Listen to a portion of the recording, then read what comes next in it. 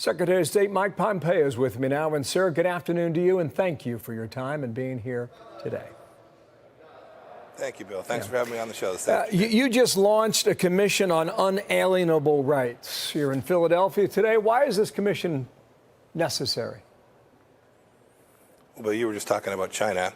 The rights that we have, that the Declaration of Independence set forth, that are in our Constitution, are central to American foreign policy. We have to get that right. We have this deep tradition. It's under attack. You see it with the 1619 Project. You see it with people who just hate America. We have to go back to our central understandings of life, liberty, the pursuit of happiness that our founders set out for us. If we're going to conduct effective foreign policy and push back against tyrannical authoritarian regimes like China, we have to get it right here at home first. In the Wall Street Journal, you read this today. Human rights advocacy has lost its bearings and become more of an industry than a moral compass. What does that mean? Yeah, I think that's right. And so I set up this commission to go reground America. We have this rich tradition, Bill. People know it. They know it in their hearts. This idea that there are these rights that were given to us by God, and government was designed to secure them. And we need to remind ourselves of that. And when we do that, when we remind ourselves of those unalienable rights, then all the other things that flow from that will be good. And you see too many times that we stray from that. And when we stray from it, when we talk to other nations and demand that they stop the horrible, gross human rights violations that they're engaged in around the world, we won't have a basis from which to do it. You point out in the piece, Eleanor Roosevelt started this in 1947. What's changed in 73 years later? You know, in some ways, we're just going back to those first principles. What's changed is a phrase that Lincoln had, which was the artillery of time has just diminished our ability to think about this and remind ourselves of how central this is to who we are as Americans. This is an exceptional nation. We need to secure those freedoms for all of our people, and when we do that, we can conduct an effective foreign policy, and I think President Trump has demonstrated that time and time again. Okay, I've got a laundry list of things that go through around the world in a moment here, but just one more question on this point. How long have you thought this way? Long time, Bill. Since I was a young soldier, a cadet, too many years ago, I've always been thinking about how it is that we protect those freedoms that are essential to our Americanness, this unique and exceptional nation. So it's something I've been thinking about for a while. When I became the Secretary of State, I saw that our department was not thinking about this in a way that was consistent, and I wanted to reground ourselves in these important understandings about those unalienable rights. Thank you for expressing that here. Let's go to it now, okay? China, you said yesterday that the world would hold China accountable. How? So I can see it happening already. I can see nations who were doing business in China who are rethinking about how to do that. If you're buying products that are the result of the slave labor that's happening in the western part of China, if you're a country that's bent the knee to China because they tried to come fish in your waters that are rightly yours for your citizens to make their lives better, I can see nations all around the world that are reasserting their claims, reasserting their sovereignty. And of course, President Trump's done that here too. For 40 years, this isn't partisan, Bill. For 40 years, we've had administrations that have just looked the other way and allowed China to trample on us.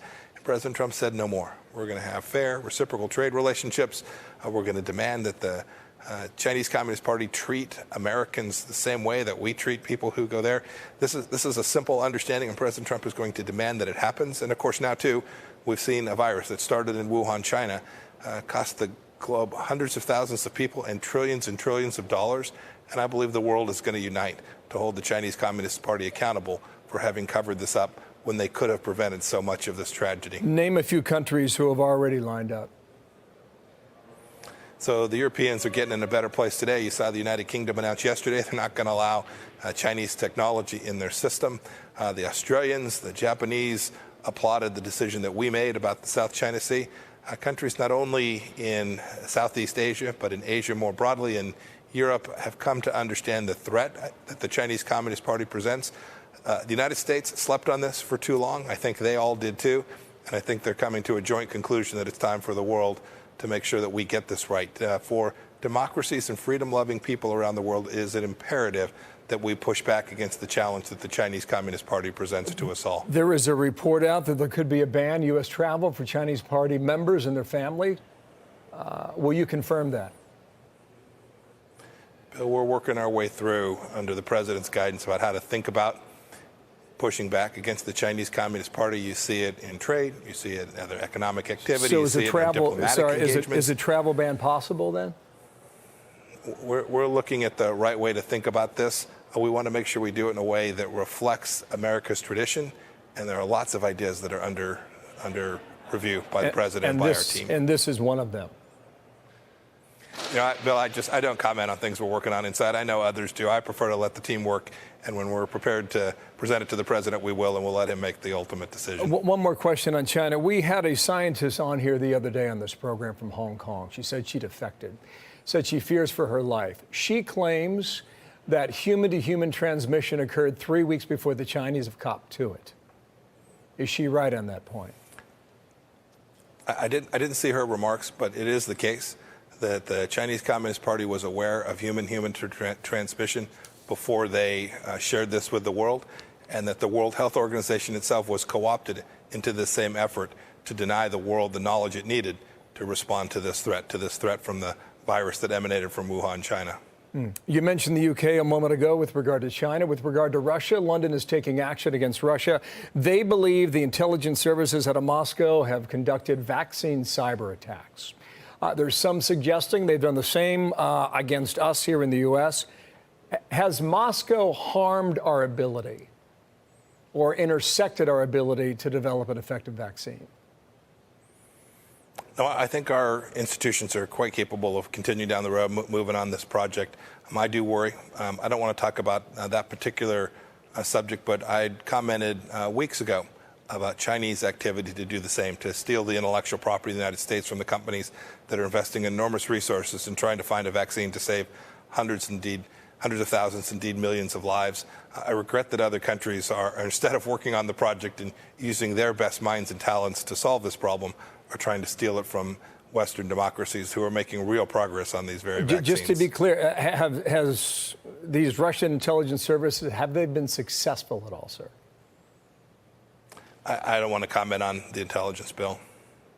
Okay, we'll leave that there. On Iran, you've been asked a lot as to who's responsible for the fires in the nuclear facilities throughout that country that have been happening now for the last 2 weeks. I know you're not going to tell us who you think it is, and I won't even ask that. Can you give us a suggestion today as to what your theory is as to why this is happening? No, Bill, I don't want to speculate. We'll let our intelligence teams do their work and come to their conclusions. With respect to Iran, regardless of how these all came to be, the United States has a very clear policy under President Trump. We're not going to provide resources for Iran to be the largest state sponsor of terror in the world, and we're going to continue to impose cost on the regime such that they will conclude that they want to be a normal nation. That's our mission set. It's what he has tasked the State Department and the Department of Defense to do. We're working diligently to achieve that. How far back has that nuclear program been set?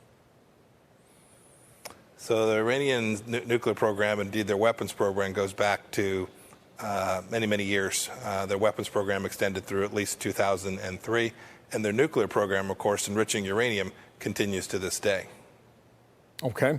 But with the fires, has that put that program back on its heels? Would you characterize it that way? I don't know the answer to that, Bill. Two more questions. North Korea, you said there were no plans for a summit before the election. Has Pyongyang expressed an interest to talk again? So there's conversations that take place, Bill, at many levels and in many forums. We don't talk about them publicly very often. And what I said was, we're not going to have a summit. We're not going to bring Chairman Kim and President Trump together unless there's something they can accomplish. If that were the case, if we got to a place where we could get a good outcome, a significant step along the way towards the world's objective of denuclearizing North Korea, we'd find a way to bring the leaders together. But we've just got a matter of months between here and the election, and I haven't seen evidence yet that we're going to reach the point where we can bring those leaders together. I hope I'm wrong. I hope we get the chance to do that, but I don't expect that we will. There's an election in 110 days, in fact, and there's been a call to bring more troops home from overseas, Afghanistan. Somewhat successful. Germany as well. Talk about South Korea. How would you explain the Trump doctrine to millions of Americans less than 4 months away from the vote? Bill, I'm being told we just have a few seconds, so that's a little tricky. But I can say this much. It begins with a deep understanding that our first obligation is to protect Americans. And so whether that is Afghanistan or Syria or other places where we're engaged, where there are important American interests, but which we can ask others to assist, and we can still protect Americans and reduce the risk to our young men and women who are being put in harm's way to fight conflicts. We're going to do that. And so Afghanistan's a good example. We are well on our way to achieving a significant reduction in troops in Afghanistan, and we are hopeful that we will get the peace and reconciliation negotiations commenced here in just the next handful of weeks. If we can do that, we'll have done a good turn for Afghanistan. We'll have our young boys and girls all home, and we will have secured security for the American homeland as well. This has been President Trump's mission. It's the way he thinks about keeping Americans safe, and we're going to keep hard at it. I thank you for your time today, and sir, I hope you come back. Appreciate the thought there from Philadelphia today. I'll do that. And the speech that you shared a bit earlier. Mr. Secretary Mike Pompeo, thank you for being here. Thank you, Bill.